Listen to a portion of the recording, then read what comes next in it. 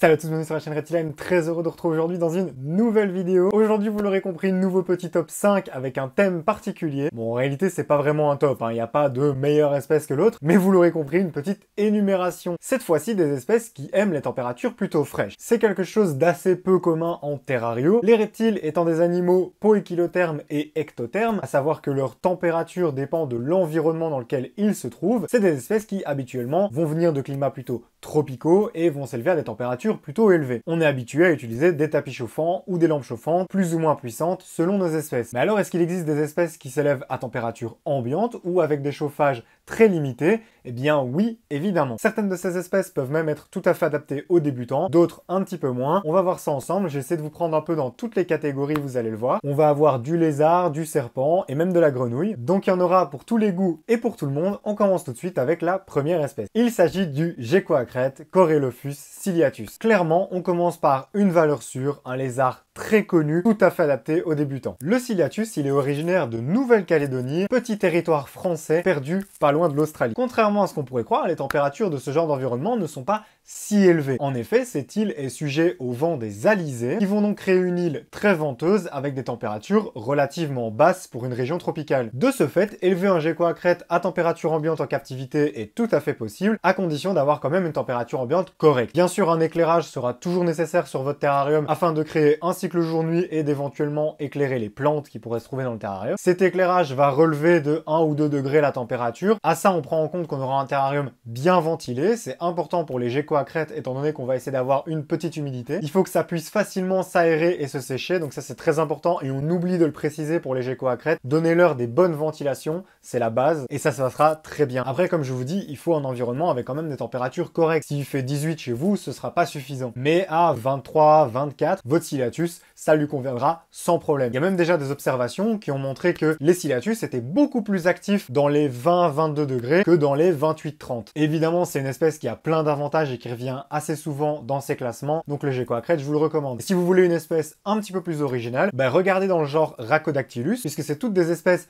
cousines du Geckoacrète. Ils vont vivre du coup dans la même région géographique et donc avec les mêmes conditions de vie. On a par exemple le gecko gargouille, Rhacodactylus auriculatus, qui a pas mal de popularité aussi ces temps-ci et qui va être plus ou moins dans la même taille que le Geckoacrète. On va avoir aussi du beaucoup plus gros avec le gecko géant de Nouvelle-Calédonie, Rhacodactylus lecanus, qui va être dans les mêmes conditions mais avec un terrarium évidemment beaucoup plus grand. Et après des espèces un peu plus originales comme Rhacodactylus shawa ou d'autres. D'ailleurs, petite correction, Rhacodactylus était son ancien nom, il a été renommé Mniarogecko shawa. Le Rhacodactylus, c'est un genre qui est très apprécié des éleveurs, donc il y a régulièrement des nouvelles espèces qui sont popularisées et énormément reproduites. Mais ça reste des espèces très similaires et du même biotope. Numéro 2, je voulais vous mettre un serpent dans ce classement parce qu'on n'en parle pas souvent sur ma chaîne. Ça a été assez galère de trouver. La plupart des espèces de serpents qu'on retrouvera en captivité nécessiteront forcément un chauffage et un point chaud. Mais j'en ai quand même trouvé une qui pourrait convenir. Il s'agit de l'Oreocryptophis porphyraceus coxi. Ce sont de jolies petites couleuvres asiatiques originaires du nord de la Thaïlande. Elles vont vivre dans des biotopes assez particuliers, des forêts de bambou, en montagne, donc dans un climat plutôt frais. En captivité, c'est de nouveau un animal que vous pouvez envisager de maintenir à température ambiante à condition d'avoir des bonnes températures ambiantes. Encore une fois, c'est très important. C'est une espèce que je trouve personnellement très belle, avec un bel orange et le ventre blanc. C'est de la couleuvre, donc ça mange facilement. Selon les spécimens, certains ont plus ou moins bon caractère, et il y en a qui sont vraiment des agrafeuses, et il y en a d'autres qui sont très cool. Ça, c'est un petit peu à la chance. Évidemment, prenez toujours des animaux nés en captivité, bien sûr. Au niveau du terrarium, ça va être assez chouette et assez original. C'est un animal qui est vraiment très timide, qui va vivre dans les tapis de feuilles mortes, et donc c'est bien de pouvoir le reproduire, ce biotope en captivité. Les feuilles mortes de bambou, c'est pas très compliqué à trouver, il y en a plein qui poussent chez nous à certains endroits, et ça peut aussi se commander sur internet. Et là, avec ça, vous aurez vraiment un super décor. Votre serpent, vous le verrez peut-être pas souvent, mais lui, il sera en kiff total. Étant donné que c'est une espèce relativement petite, elle demandera pas en plus énormément de place, un terrarium de 80 cm de long sera très bien. Ça mange bien, c'est joli, ça peut avoir bon caractère selon les spécimens. Franchement, c'est une très bonne espèce. On pourrait conseiller à des débutants, bien avertis évidemment, pas n'importe quel débutant, mais quelqu'un qui sait dans quoi il s'engage, pourquoi pas. Et si vous avez moyen de prévoir quand même un petit tapis chauffant ou quoi pour l'hiver au cas où, ça peut être pas mal, même si a priori avec des bonnes températures ambiantes, il n'y a pas de problème. Il est même conseillé, si on veut reproduire ces serpents, de leur créer une période de pause hivernale avec des températures vraiment plus fraîches. Si vous êtes plutôt débutant, ne vous embrigadez pas là-dedans, restez sur une maintenance classique, mais pour les personnes plus expérimentées, c'est quelque chose qui peut se faire sur l'espèce. Donc c'est important d'en avoir conscience aussi. Troisième espèce, on en a déjà pas mal parlé sur la chaîne par le passé,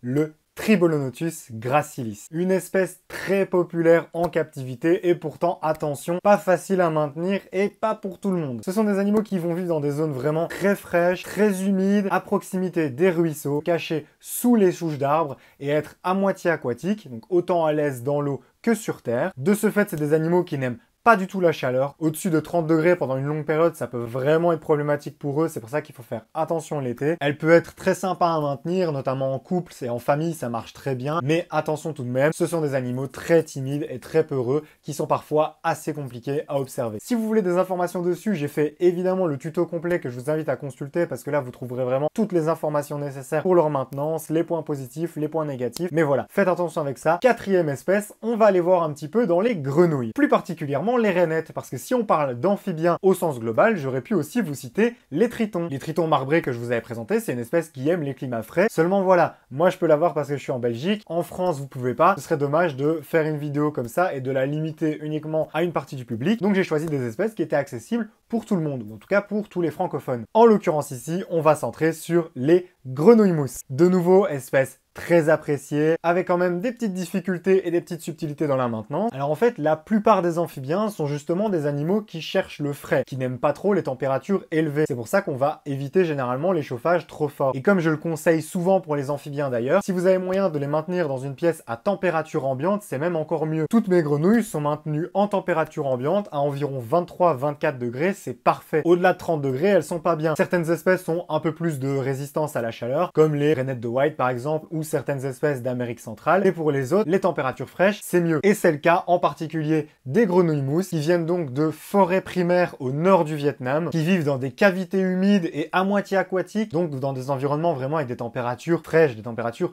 basses. Donc en température ambiante, pour elles, il n'y a pas de problème, et l'été, on fait attention, éventuellement on les descend à la cave ou ce genre de choses. Et pareil, si vous voulez plus d'informations sur l'espèce, je vous redirige vers la vidéo sur le sujet. Une autre espèce que j'aime beaucoup et qui est plutôt habituée au climat relativement frais, c'est Lila cinerea. C'est un peu l'équivalent américain de notre rainette verte de chez nous. C'est une grenouille très courante là-bas, avec une aire de répartition assez vaste, qui vient aussi bien dans des états plutôt tropicaux comme la Floride par exemple, que des états un petit peu plus hauts, avec un climat plus proche de celui de chez nous. Ce qui signifie qu'en captivité, Vosilla, c'est une espèce assez tolérante. On en trouve régulièrement, y compris du nez en captivité. C'est des jolies petites rainettes, assez faciles à maintenir, qui ne demanderont pas beaucoup de place. Et de nouveau, là, une plage de température de 16 à 26 degrés, ça leur pose pas de problème. C'est une espèce vraiment tolérante. Cinquième et dernière catégorie, là, c'est vraiment pour le kiff. On va parler d'espèces très difficiles d'accès. Des espèces qui vont s'élever dans des climats frais, mais qui sont compliquées à maintenir en captivité, qui sont rares et très souvent à des prix très élevés. Tout d'abord, les Uroplatus. Là, c'est une espèce que je connais bien, puisque j'ai eu pendant plusieurs années un Uroplatus Sycorae. Les anciens de la chaîne s'en souviennent. Alors les Uroplatus, il y en a plusieurs, des espèces assez connues, Fimbriatus, Enkeli, Fantasticus et tout ça. Il y a pas mal d'espèces, mais tous ces geckos sont originaires de Madagascar, vont vivre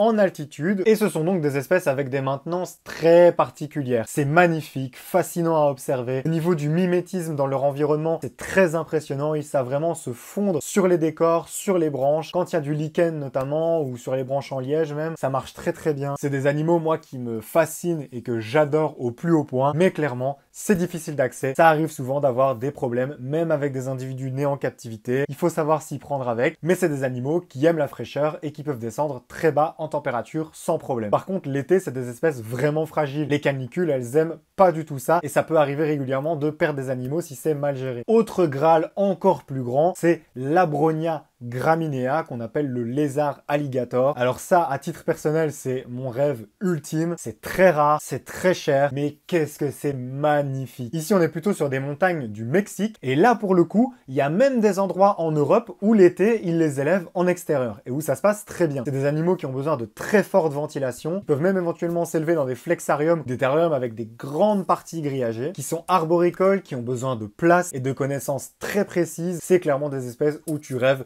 toute ta vie de passionné pour en avoir, et une fois que t'en as, t'es aux anges. On n'en voit pas souvent, c'est exceptionnel, ça aime le frais. C'était l'occasion de les placer aussi pour se faire kiffer un peu entre passionnés. Ce qui nous amène à la fin de cette vidéo. Je suis assez content parce que j'ai pu réussir à vous trouver, avec cette contrainte, des espèces qui vont un peu dans tous les sens, des espèces pour débutants, des espèces plus expérimentées. Il y a eu un peu de tout. pour tous les goûts. Donc ça c'est assez chouette et c'est l'avantage de la Terrario, c'est qu'il y a vraiment moyen de s'amuser. Si vous découvrez ma chaîne avec cette vidéo, n'hésitez pas à vous abonner, à mettre un petit pouce bleu si ça vous a plu. Proposez-moi en commentaire d'autres idées potentielles de 5 espèces avec une contrainte particulière. Ça peut être intéressant d'en avoir d'autres. Allez consulter la playlist aussi avec les autres vidéos sur le sujet pour voir un petit peu ce qui a déjà été fait, pourquoi pas. Et enfin pour finir, allez faire un tour aussi sur mes différents réseaux sociaux. Je vous remercie en tout cas d'avoir suivi cette vidéo. On se retrouve très bientôt dans une prochaine. C'était Reptilime. Ciao tout le monde!